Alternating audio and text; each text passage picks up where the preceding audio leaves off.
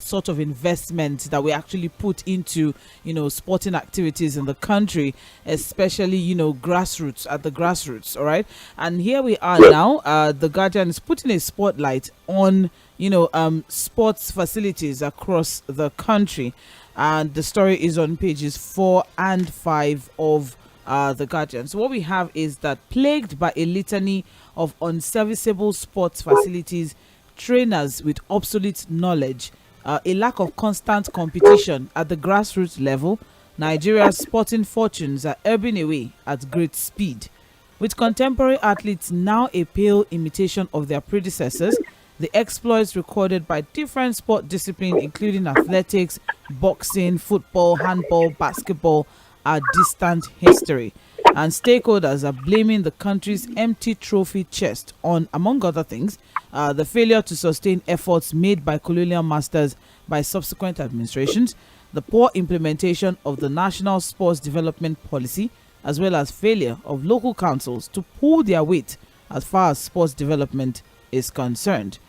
So what this report is giving us is that beyond development of adequate sports facilities, which would of course spur children's interest in sport, there's a compelling need for the reintroduction of competitive sports at the grassroots level rather, which remains critical in stemming the drift. Fuad, I'm sure that, just as I mentioned earlier, you had mentioned, I think on Monday or so, the importance of grassroots. I think you mentioned the Principal's Cup. I think you've always been very concerned about the Principal's Cup. So, grassroots sports development, Fuad.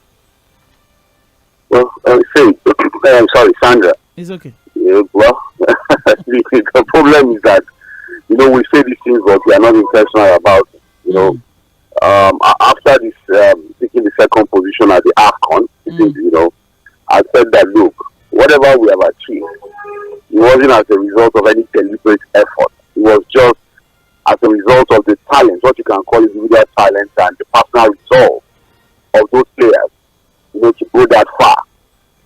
Because again, when we talk about grassroots competition, where are even the facilities for the grassroots competition? Where are the sporting facilities?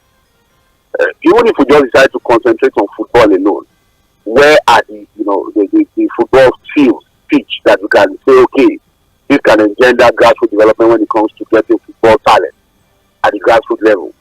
And there are really no grassroots competitions again. Like I grew up, like I mentioned, I think it was on Monday, that look, I'm not even sure we have the Principal's Cup again. And I'm sure a lot of footballers will tell you, some of our elite footballers in the past will say, oh, some of them started, they were discovered, from grassroots competition. Some of them were picked early from grassroots competition, from grassroots clubs and all of that. So like every other thing we are not paying attention to, people will tell you that, look, we have the talent. The talent is here. But are we developing those talents? What are we doing to develop the talent? You understand? It's another question entirely. And I'm sure we are not doing enough. And that's what that story is capturing. Even the facilities we have, a lot of them are abandoned. Standard. Even the ones that we have been struggling to provide, we can't even maintain them. Except for maybe one or two. Now, if we want to play, today they talk about the Jᴏɪᴜ Aᴊɪṕ Stadium in Akwa-Ibom. And which other stadium? Even the Abuja Stadium is not properly maintained. The 𝗵 Stadium in Abuja is not, the maintenance is not top notch. So sometimes you see we want to play international competition, we are struggling with facilities. That's even football. Do we have swimming pool? As a young person, while growing up in the football center, I used to know that there were swimming pools everywhere. One of them was the Road Park swimming pool somewhere in Yaba on Akinomi Street. I'm not sure the swimming pool still exists now. So if, for example, you have a young Nigerian who is talented, who wants to pick swimming as a sport, where are they going to train now? Where are the swimming facilities to train? Oh, you want to pick lawn tennis as a sport? I know these things can only be done from a very young age, from the age of 5, 6, 7. So where are the sporting facilities, for example, for lawn tennis? If you have a child that decides to pick that sport, where are the basketball courts standard in our environment? So we are not deliberate about anything. We are just, we pay lip service to these things. Sports ministers in and out. We have the Nigerian Sports Commission, and it's all infighting because of corruption. That's what you hear. A lot of, look at all of the sporting federations. The athletic federation, the basketball federation, the volleyball federation. Go and ask what they have been doing to develop those sports at the local level. A lot of them will complain about funding. And that's why you even discover that the corporate world, the corporate organizations have stayed away from financing most of these competitions. Because they know that it's just about corruption and we are not even intentional about building anything. So beyond football, what of other sports? Look at athletics. Nigeria used to be apart from maybe when it comes to long distance races, where you have the likes of Kenya, Ethiopia, and some of these other Central African, North African countries. When it comes to short distances, Nigeria used to be the dominant country in Africa. What are we doing now? Sometimes you are struggling to even produce some of the best when it comes to 100 meters, 200 meters, and short distances. Where are the athletic competitions? You know, school competitions, how well are we even nurturing school competitions to ensure we can begin to pick talent right from our secondary school, even right from primary school? So we just hope that these things will happen by miracle. It's not going to happen by miracle. If we really want to dominate in sports and allow Nigeria to blossom to its full potential when it comes to sporting talent, we have to provide the facilities and ensure that these facilities are done at the grassroots level to develop those talents right from very young age. That's what other countries do. So what the idea has done again is to speak to our reality when it comes to developing sporting talent and getting our potential as a sporting superpower in the world, which we are not doing. Yeah. A renowned sports facilitator, Segun Odegbami, who happens to be one of the biggest names in the African sports community, who was raised in Jos, Plateau State, who was one time the best right winger in Africa. Has had a lot to say in this particular report, and he said, amongst other things, that facilities are the key to development. Without them, there cannot be development of sports to a high level. So the quality of the facilities is the next in line of importance. The better the quality of the facilities for training, the better the quality of athletes that will be produced. All right. And, Kano State Commissioner for Youth and Sports Development, Kabiru Ado-Lakwaya, said in a recent report that the northern region has been lacking behind the south for too long because the region lacks facilities, qualified personnel. The south does not have facilities too. I don't know what he's saying. Where are the facilities? South? Maybe if you're looking at it in comparison, all right, yes, that's what he said, that the north is lagging behind the south. And he said, amongst other things, that if you are talking about sports development, you are talking about the three parameters, which is personnel, facilities, and competition. And he says facility takes about 70 to 85% of sports development. That if you look at the whole north, we don't have enough facilities to accommodate different games. For instance, there are only 2 standard swimming pools in Kaduna and Bauchi states. The remaining 17 states in the north have no swimming pool at all. So how can we even develop swimming in these states? He even went further to say only a few states in the north have standard tracks. That's for athletics now. So you can't. Athletics. Yeah. And just imagine the potential for athletics in the north. In the north, just fizzling away there, and you can't find tracks in states like Kano, Bauchi, Benue, and Kaduna. If there's a competition in athletics, how do you think the north will fare? Let's say we want to do it all Nigerian games now, Nigeria all-star games or something like that. That's what he's saying. So, and also the southeast also has something to say. Former Eyimba of Aba defender Ikechukwu Ogbonna equally accused local councils of failing to play their part to help the country keep pace with their contemporaries. He said, and I quote, "Most of these local council chairmen were handpicked by their state governors, who also commandeered the council's allocation from the federal government and released to them peanuts. So in such situations, these councils don't have money to build sports facilities in their areas, while some state governments do not have such facilities on their list of priorities." You know what the local councils are building, Sandra? Because they need money too. They'll go and build shops. Instead of building that land to do anything, they will just go and build shops, shopping mall. Yes. Lock up shops. Don't call him. What's their business is sports what? Will sport give them money? And I'm going to excuse them because again, like the man has rightly said, a lot of them were handpicked by their state governors, and their allocations didn't even get to them. They just get peanuts at the end of the day. And whether Beru beg or steal, they also have to do something to help themselves. They see what is happening at the state level now. The stealing going on. So you think that the little that gets to them, they will now deploy to build sporting facilities. They will also have to take care of themselves. So it's unfortunate. Yeah. So, all right. Well, speaking further as regards facilities, for over 2 years, the Nnamdi Azikiwe Stadium in Enugu has been locked to athletes because of its bad state. This is a stadium that has hosted World Cup competitions, FIFA Under-20, FIFA Under-17, and unfortunately, it is now locked due to its bad state. We also have Onsulu Games Village, Bembo Games Village in Ibadan, Onsulu Games Village in Abia State, Afuze Games Village in Edo State, Mambila facility in Taraba State, which served as camping and training site for athletes that were discovered. And the Mambila facility, Sandra, will be good for long distance training because of the topography, the climatic condition and topography of that area. All right. Those are, you have range of mountains there that can help with long distance race. So nobody's doing anything about it. Well, even the National Stadium here in Lagos. That one. It's also people are going there to gym to work out. Is to run and it's and then at night they go and drink beer again at night. That's it. It's a recreational center now. That's all. That's all. Anyways, the story is on pages 4 and 5 of the Guardian newspaper on sporting behavior, and the thing that Nigeria is a wealth of talents when it comes to sports. I mean, when you just put a Nigerian out there, they just go out and do amazing things. Look at Tobia Mushan. In recent times now, we've also had greats in the past, the likes of Kano, Nwankwo, JJ Okocha and co. But Stephen Keshi as well. And the story that we have is that some of these people were even discovered in secondary school. Some of these big names, in the past. Competitions, yes, at school competitions. So that's why I have here that Henry Nwosu, late Stephen Keshi, became international football stars while they were still in secondary school. Even Segun Odegbami, Adoke, Mesia Maka were internationals while they were still in tertiary institutions. So I think, grassroots sporting behavior is something that definitely needs to be looked into and harnessed. You know what, Sandra? I was at the Yaba Tech some few days ago. And I looked at the sporting facility in Yaba Tech, and it's all decay, complete decay. They have it there, but no maintenance, no nothing. It's just there. And I'm sure that's the same situation with the universal facility. So when we can't even do that with our tertiary institutions, so what will now happen with secondary schools?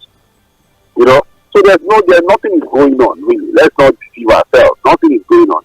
And when Tobia Mushan became a world champion, everybody wants to jump on it and take some credit. But when the young girl told that story, it was just about a personal effort and support of some international bodies who had helped her to get to their potential. It was not as if there was any local support really for her to get to where she got to. Even our national team, the Eagles, a lot of those players they were even born here. We just imported them because they have a Nigerian father and they decided to play for us. Yeah. Whereas the talents are here, Sandra. Go and watch I used to, just on a Sunday morning, just drive through even Lagos. You know that there are people. For example, people in the Butemeta, we know there used to be a pitch called Center, somewhere in the Butemeta. You will see raw talent. When we were young, we go there to watch, we used to call it Alashu Aronio. Raw talent. I'm sure Butemeta people know what I'm saying. I don't know whether the field is even there again. There used to be a very small field somewhere in Fagba area, big field. They built a house on that field now. And then we used to go there to watch local talent. It's right in the middle of Butemeta there. They built a house on that entire field now. Festac used to have quite a lot of sporting facilities. Since maybe they built shopping malls on them now. Yeah, the houses are there now, shopping plazas are there now. So it's a serious situation anyways, and I think hopefully, I don't know, because when you discover how much Cote d'Ivoire made from this Africa Cup of Nations that they hosted just recently, when the figures were coming in, they had actually made a lot of money. Even Qatar at the World Cup. Can Nigeria even lobby to host any sporting event now? We hosted the World Cup. Yeah, but I mean now. Do we have the facilities to hold? I don't know whether we have the money, because we have to invest billions of naira or dollars, to put in this facility. But the challenge, apart from facilities, we have to look at also infrastructure. The Because when you are hosting the world, they are going to look at your infrastructure, roads, rail networks, and all of that. You know, to hold the World Cup, you have to put in a whole lot of things. And you will have to be sure that you also have security to protect the people. You know, so with this level of insecurity we have in the country, I doubt if any, body will want to bring a major competition to Nigeria. You know, because again, you have to secure the people. They are going to move around a lot. And then transportation is also there. There's also the issue of hospitality, our hotels. You know, and then of course the sporting facilities too. How many of them do we have? To host a competition now, probably in the next 4 years, we have to spend serious money putting those facilities in place. We had them in the past. There was time we hosted the, I think, under 21 World Cup. Sandra, in National Stadium here, we watched, you know, I remember these guys, the Ronaldo from Brazil, was played there at the National Stadium. After the competition, 1 Minister of Sport took the generator away to his house. It's okay for You don't know. They said they were burying his mother, and he took the generator there. I didn't return it. This same stadium is really here. Thank you very much for our stories on pages 4 and 5 of the Guardian newspaper. How did we get people carrying generator in his national stadium? So I think he was doing the burial of his mother, carrying the generator there. I didn't return it. I don't want to mention it. It's okay. But people know the story. It's all right. It's okay. Thank you very much. And we never saw this generator again. Before go. It's okay. Which generator? Federal government partners with governors on state police and food crisis. Here we are. The federal government and 36 state governors yesterday agreed to set up state police as the nation makes concerted efforts to tackle rising insecurity. And this agreement was reached during an emergency meeting between the president and the governors at the State House in Abuja. And Minister of Information and National Orientation Mohammed Idris disclosed this development at a briefing after the meeting. And he was joined by Governors Caleb Mutfwang of Plateau State, Uba Sani of Kaduna, and Sheriff Oborevori of Delta. And while he noted that both the federal and state government are considering the idea, Idris explained that a number of meetings are being worked out to determine the modalities for setting up state police, adding, however, that nothing concrete has been determined. Fuad, is there something we can take away from this resolution? I just hope it's not motion without movement again. Is there nothing concrete has been determined? No, there was nothing concrete now. It was just the 8 points or whatever points. I said it to you yesterday. Yes. As it is by the and you're ready to. You know, on the issue of state police, it was just an agreement. No clear timelines, okay, this is what we're going to do. This is the legislative framework. This is how we're going to activate it. Or we are hoping that in the next 12 months, this is what we're, nothing concrete. Other than the fact that the president and the governors have agreed, on the creation of state police. How, when, where, why? And then what are the clear timelines? What are the achievables, the deliverables of that? And then how do you want to get it done? There are no details out there. So I'm just hoping that it's not, because everybody's now saying state police, let's tell them we have agreed for state police. And then you have motion without movement. You keep going around the circle and nothing gets done. You understand what I'm saying? Yeah, I'm with you. Because these things have to be done intentionally. You have to be very intentional to get things like this done, Sandra. This is also what we have done before. It requires deep thinking, it requires serious commitment. So it's not just all talk and then we are going around circles again and then nothing happens. So again, I knew that it was going to be one of the conversations on how to tackle insecurity. But again, from that meeting yesterday, the governors and the president agreed on state police. But anything tangible that you can hold on to, apart from just agree, no.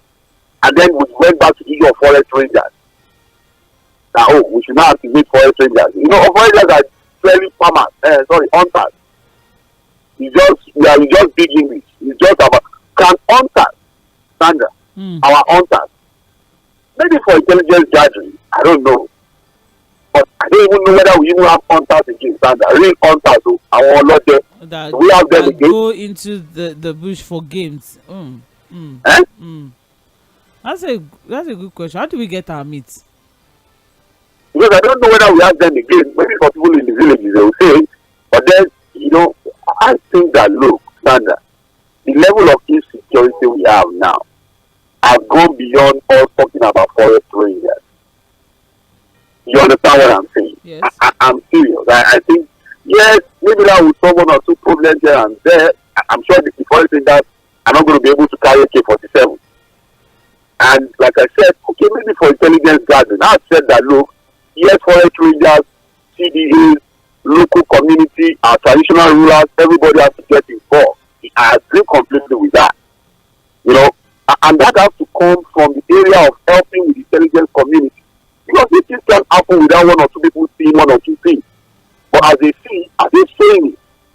So on that level, I think that's why it has to be a concerted effort. Whether it's local rangers or local militia, whatever you call it, everybody has to come on board.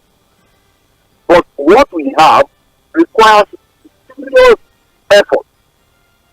One, to look at the issue of poverty in the land. Standard. That's pushing a lot of people into the trenches to begin to go into all manner of criminality. We need to tackle the issue of poverty. The more poverty spreads in the land, the more insecurity we have to deal with. That's number. Number two, it is about a complete restructure of the security system we have in the country. And that is why I'm hoping that this agreement for state police is not just going to be motion without movement. So let's just say it for the sake of saying it. And that indeed the government will commit to it seriously. So that we can begin to devolve the security element of the country to the local level. And then there has to be serious investment, motivation, more recruitment for our security officers. It is disheartening the way, look at the condition of the average policeman. I'm even surprised that some of them are so motivated to do the job. What is their remuneration level? What is even the training? All right. Recently, we reviewed the papers and they were saying that subscription for trackers are expired. They rely on that of the DSS. Oh, the DSS. They are borrowing from the DSS. So those are the things we need to really think and get more intentional about if we're going to solve this problem of insecurity. Thank you very much, Fuad. Apart from security, yesterday's meeting also dwelt on food situation in the country. So the minister also disclosed that a committee has been set up to synthesize all that. What? Sorry? A committee has been set up to synthesize all that they have discussed at the meeting to put some sort. Well, I'm sure the papers have reported what was agreed. With the governors, because again, when we read it yesterday, Sandra, it was all about, the governors should go and. Say the governors, some people are hoarding foodstuff. Say people are hoarding foodstuff. Sandra, is anybody hoarding anything? Is that the case now, or people can't afford to buy foodstuff? Yes, because they said they are going to work with the security operatives to ensure that they fight orders. Is anybody hoarding anything, Sandra? Who are the others? And Sandra, it's the same thing. Anytime people complain about fuel scarcity, that there's a problem with supply, they are accused returning to our filling stations. You know what the government will tell you? We have enough supply. The problem is panic buying. Deflecting on the real problem and scratching the surface. Yeah. All right. Now we are talking about order. Is the problem about order or the fact that people's purchasing power has been completely eroded?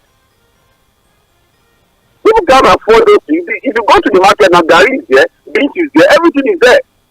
They become too expensive for people to be able to afford. So it's about the purchasing power of the people, which has resulted from the true economic policies of this government, which they are not talking about. When we said it, that look, if you remove subsidies the way you are planning to remove it, without a complete plan, you are going to put the country into this serious economic crisis. We said it. They didn't allow us to stop them. Don't worry, the government has a plan. Where is the plan now? And now it's about others. Which one? Who is ordering what? Go to the local market, whether you don't see right. If the bill is not available, it is because it is too expensive. So they need to attend to the issue of the purchasing power of the people that be completely depleted. And the rising food price is about audit. Now, you have a lot of policies from our source. Ministers are saying one thing, the government is saying another thing. In the past, they said we had that there were going to be a commodity board, for price control. Oh, yes. Yesterday, now the government said there's no price control. They're not going to do that. In the past, we had also had that the government was planning to import food. Now they said there's no importation of food. We should not be deceiving ourselves. We would know what the problems are. The government, through its policies, have depleted the incomes of the people. The value of the naira has gone down the drain. to the extent that people's money can no longer buy anything. That is what the government should find a way to address. All of these reflecting on the real issues that people are hoarding. Nobody is hoarding nothing. The food is available here. People cannot even afford it. That is the problem. Now, speaking of government policies, let's also look at this story on the front page of The Guardian as well, because what I have here is blame states for hardship faced by citizens. So it says here on page 7 that Independent Media and Policy Initiative, IMPI, has said the ineffective usage of FAC allocation by the 36 states and 774 local councils is to be blamed or should be blamed for the excruciating hardship faced by Nigerians. What do you think? That the state governments have more to do for the people in their respective domains than the policies of the federal government? We will blame the state, but we also blame the president for not listening to Nigeria because we said it. Is anybody surprised that the governors are not doing anything with the huge FAC allocation they are now getting? Nobody is surprised. We had predicted it. So as we blame the state, I also blame the president because he didn't listen. It was about, we will remove subsidy so that when we now make all of the money, we now use it through a very corrupt political structure. Is anybody surprised that the governors are now getting huge FAC allocation without doing anything? No, I'm not one of you that is surprised because we already knew that was going to happen. Even if they get time 10 of what they are getting now, they will still not do anything. Because the corruption is there for us to see. And that's why people are saying that, look, instead of you removing subsidy, the way you are planning to remove it, why not tackle the problem around subsidy? Because that's actually the only thing the poor people of Nigeria get. Why not tackle the problem? What you said the problem was that there was corruption in the subsidy regime. Is the government help us to be able to tackle the problem of corruption in subsidy? Or you said, we are only subsidizing the rich who have 10, 4, 15 cars. Tackle that. There was corruption in the system. Fuel was being diverted to neighboring countries. Tackle that. Why is it that every time the government fails in its responsibility, it is the poor masses of Nigeria that suffers? Okay, now we have removed subsidy because everybody within the political class and their cronies agree that subsidy must go. The money is not available. It is now being shared. The politicians are not doing anything with it. And you think I'm surprised? We predicted it. And you can see that yesterday it was all about appeal. Appeal to the government to go and do something. They will not do anything. Standard. All right. Well, you're listening to Trends in the Papers on Mainland 98.3 FM. Let's rush through still some other stories on the front page of the Guardian newspaper. I also have here disquiet in National Assembly as junior workers reject tenure extension for senior staff. So what we have is moves to amend extant legislation to grant an extension of retirement age for senior civil servants in the nation's federal government, federal parliament rather, and in the 36 state houses of assembly have been generating some ripples. So critics of the move have said the move by the Senate to pass a bill for an act to extend the retirement age of senior staff of National Assembly from 60 to 65 years and from 35 to 40 years of service is counterproductive. So the current clerk of the National Assembly, Mr. Sani Tambawa Magaji, joined the National Assembly in 1990, 34 years ago, and was born in 1965. So if this bill scales through, for instance, he will remain in office until he's 65, and that's 40 years in service. So now the junior the junior workers, have come up, in protest in rejection of this particular bill. Staff members of the National Assembly have led their chairman have rejected the bill in its entirety, and they rather urged the management of the National Assembly to ensure full implementation of welfare and allowance packages as contained in the condition of service. I don't know what, because the junior workers are probably looking at, if these guys stay there for too long, we may never get to good positions. Peak of our career. Exactly. So I mean, what are your thoughts? Well, I just think that again, I don't know why workers are struggling to spend 40 years, stay too long in service. Because I don't think it's about how long you stay in service. It's about the conditions of service in itself and what happens after service. You understand what I'm saying? Because you stay too long or you stay for 40, 50 years, and at the end of the day, you don't have a roof over your head, you are not, there's no insurance, you can't take care of anything after retirement. I think it should be more about, look, while we are in service, what are the things that can give us, assurances of a prosperous future after service. You understand? I think that should have been their focus, really. And when people think to know, what about the people that are coming behind? You only create room for them to also get to that level. I agree with the fact that it's not, I don't really think the idea of extending people's tenure for too long. It should be more about them arguing about, look, while we are in service, what are the things we have, the government put in place for us for an assured future after service. That should have been the conversation. But again, these things to continue to go on. Everybody wants to stay there. In fact, you see some people, they keep adjusting their age when retirement gets near. Well, as you are supposed to retire because you have an assured future, go and relax your grandchildren, or probably go to some small form of private business, to take care of the rest of your life. All right. Thank you. Finally, off the front page of The Guardian, we have to move very quickly now. It says here, Obi demands probe of alleged 3.5 billion naira malfeasance in Labour Party. So, what we have here is the presidential candidate of the Labour Party in the 2023 general elections has brought to bear, through the instrumentality of an independent auditor, to lay to rest once and for all the allegations and counter allegations of management of reported 3.5 billion naira party finances. So, reacting to the fraud claims against the national chairman of the party, Julius Abure, Peter Obi demanded a thorough probe of alleged financial impropriety against him. I don't know. There's a lot that Labour Party is going through at this time. Here we are now. We are talking about fraud allegations. These are actually really interesting. Well, what do you make of this part? Sorry? What do you make of this? Well, there's been a lot of back and forth in the Labour Party. From the crisis between who is the actual authentic chairman of the party, whether Palamidi Papa or Julius Abure, until recently when the treasurer of the party was on TV, making serious allegations of financial misappropriation, fraud, and all of that against the Julius Abure, who is the chairman of the party. When I say serious allegations to the point of, you had even offered to buy a house. There's no accountability as the treasurer. I have no details of account of the party. Mr. Abure is now buying houses. So many things. And then he had to also come on TV as the chairman at Abure to also counter those allegations.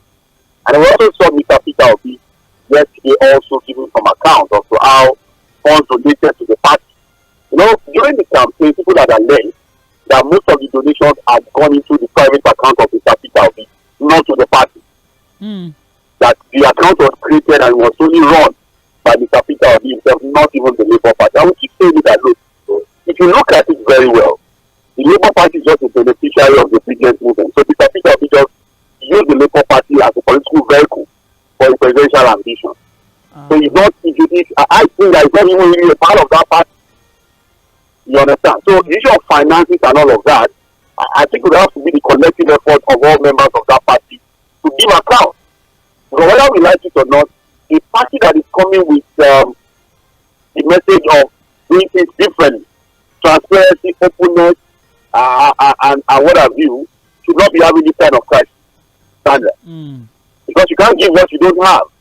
If a party is now being seen as the new guy in the political space and has come with a message of faith, transparency, and all of that, there should not be a mess in this kind of crisis where you now have allegations of fraud and corruption and counter allegations and what have you. And I also think the party made a mistake by suspending the treasurer who made those allegations. Because that in itself looks like he's being bullied. Yeah. For instance. Yes, correct. I'm with you, Ford. Yeah, I think what would have happened instead would have been for the party to open up their book, Mr. Julius Abure to be more accountable and say this is what happened, and clear the air on those allegations, than first thinking of suspending somebody who had raised serious issues against the chairman of the party. So it would have meant that, look, they wanted to silence her. Why did you suspend her? You should have just answered to our query. So I hope the Labour Party, that enjoy the support of a lot of Nigerians who were looking for something completely different, will be honorable enough to give account as to what happened on that got to the party. All right, then. Thank you very much. What we have now, we're moving on to the Punch newspaper, and this is still trends in the papers on mainland 98.3 FM. Time check right now is 19 minutes. It's gone past 8 a.m. And the major headline on the front page here is OPS rejects food imports, backs clampdown on hoarders. Okay, yes, we're back to this story. So we have riders here. Food imports will kill local production, says private sector, as Tinubu and governors rule out importation. Federal government irrigates 22,308 hectares. Customs vow to stop food smuggling. IG, DSS go after hoarders. So the federal government has ruled out the importation of food as part of strategies to address the high cost of foodstuff and the economic hardship troubling the country. And assessing the government's action to tackle the hardship in the country, the All Farmers Association of Nigeria, organized private supported sector, supported the decision of the president not to adopt importation as a solution to the biting food crisis. But for what?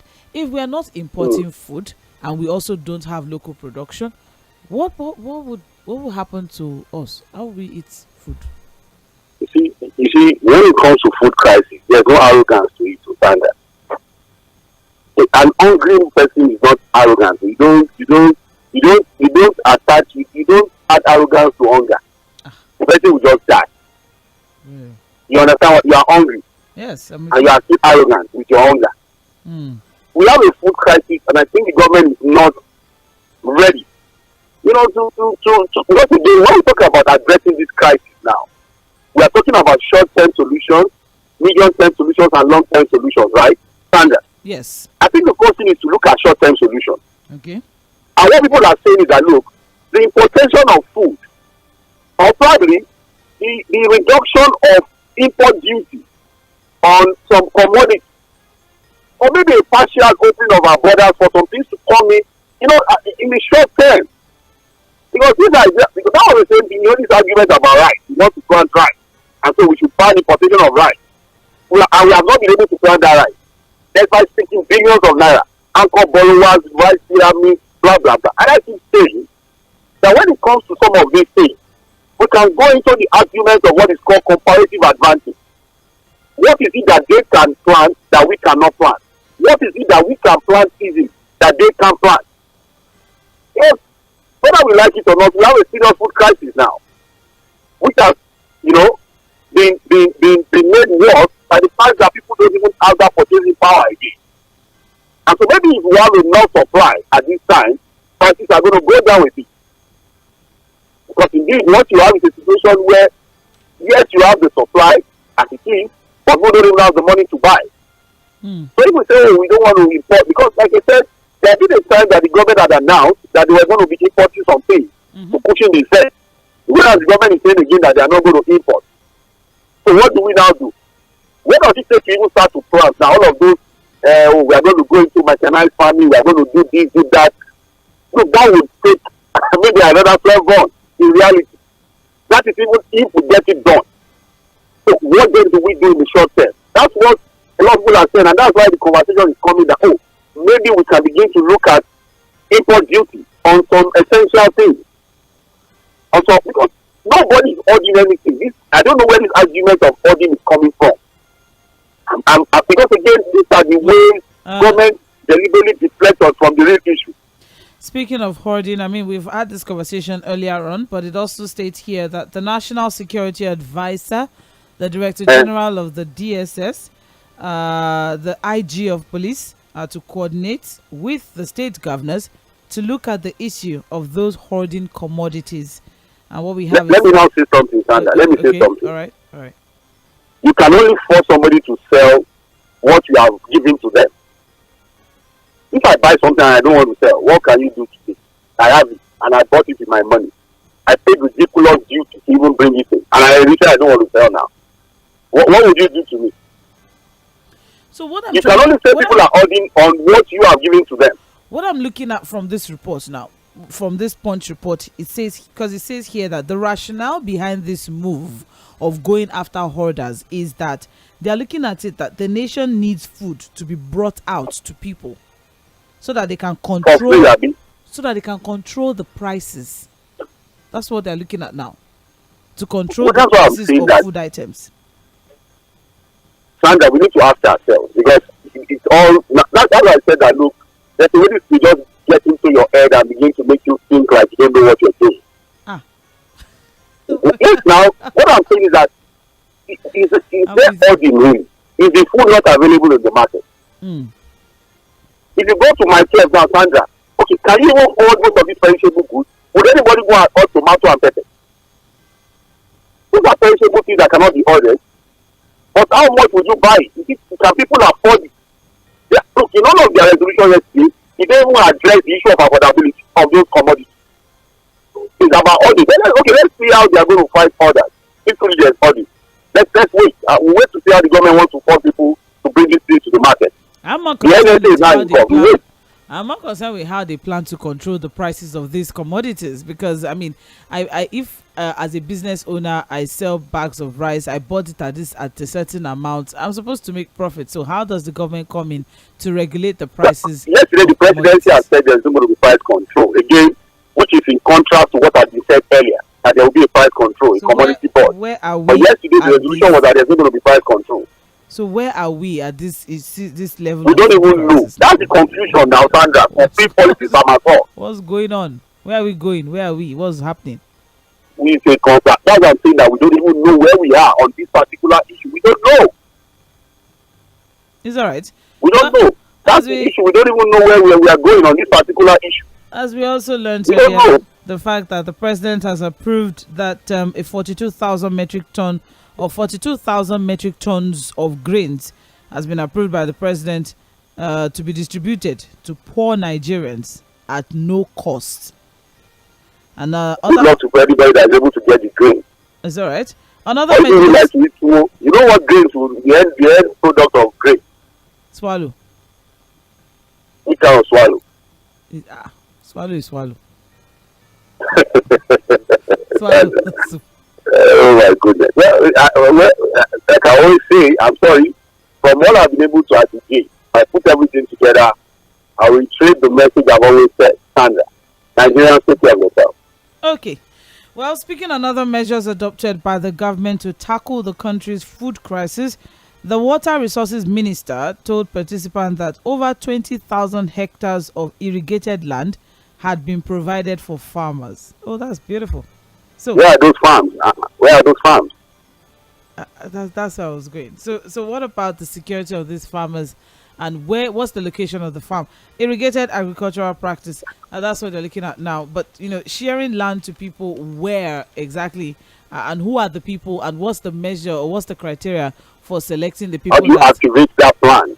Yes, thank you. So there's just a lot to take away from this meeting of yesterday, where governors are being charged, implored, counseled, advised, and begged. So many things they were being. I don't know. Our governors are so powerful. I'm surprised. You saw the choice of words by Bayo Onanuga. Yes. We are imploring the governors, we are charging the governors, we are advising the governors, we are imploring the governors, we are counseling the governors, we are advising. That's what let's take away from that. The governors will not do anything. This everybody tell anyone. Is on page 2 of the Punch newspaper. OPS rejects food imports. That's organized private sector. Backs clampdown on hoarders. That story is on page 2. We also have tanker operators threatened to stop petrol lifting on Monday. Very quickly, that is on page 19. We have just a minute left on the show, so I'll just quickly read the report so we can see what we have on the front page of Vanguard. So what we have is Nigeria may witness another round of fuel scarcity as the Nigerian Association of Road Transport Owners, NARTO, on Thursday vowed to stop lifting petroleum products beginning from next week Monday due to high cost of operations. So their NATO members had repeatedly raised concern over high cost of diesel, which is required to power their trucks for the transportation of petroleum products across the country. So here we are now. I mean, it's a very extensive, read, but we don't have all of the time. But you know what, Sandra? This report has been consistent. The tanker drivers are complaining. Cost of logistics, diesel, and all of that, to run their truck. The same thing is also what we should be talking about with the food crisis.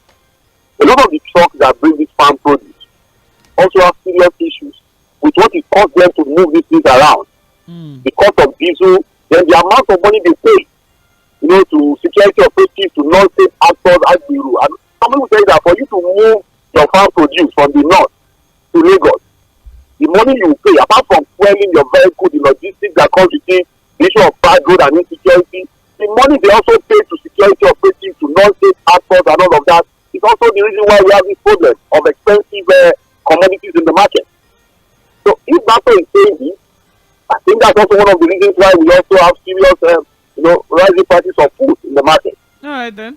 Well, that story is on page 18 of the Punch newspaper. That's what we can take from the Punch. But of course, Naira is trading at 148 Naira to a dollar at official market. Standard 1,620 Naira at the parallel market yesterday. The pound is over 2,000.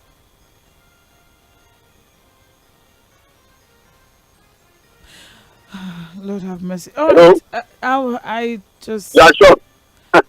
Not shocked. Just took a deep breath. A very, very deep breath. So help us God. All right. Well, that's a wrap for today. We have other stories on Vanguard, so I'll just quickly read out the headlines so we can take a break and we're back for Milan Focus. What we have here, the major headline on the front page of Vanguard: insecurity.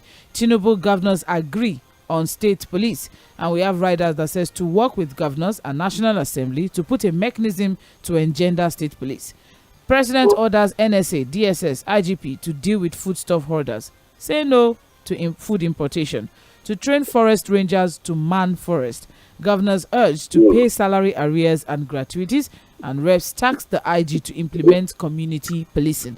That's a lot to take away, but you can get it all on page 5 of Vanguard newspaper. I also have here, Edo Guba, your decision is not final. Ganduje tells Uzodima's primary election committee. And that's as regards, Edo State primary for November elections. You saw about that, the video. I mean, whatever is going on in Edo State. What kind of bitter politics is that? They ought to shake. Very theatrical, just acting drama, and it is that what Yoruba people call. If I'm sure I'll force him, I'll shake it back. Why? Why? Why? At least the world will know that I'm not the one that's being pegged. There's no result to violence. I think we all saw that he put forth his hands. He stretched his hand. Everybody. I think I will stand there. I will not leave until he shakes you. No. It's not. All this is not necessary. It's okay.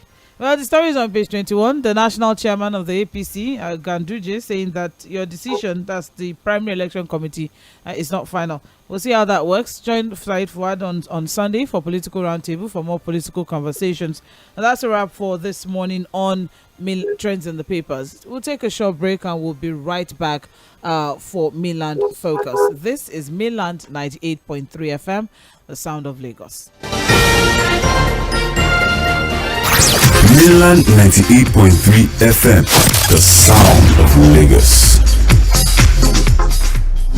Are you seeking admission into a tertiary institution in Nigeria? Here is a big opportunity for you. The 2022-2023 admission into Eko City Polytechnic is now open. Available courses are Computer Science, Theatre and Media Arts, Mass Communication, Science Laboratory Technology, Electronics Engineering, Accounting, Banking Operations, Business Administration, Multimedia Technology,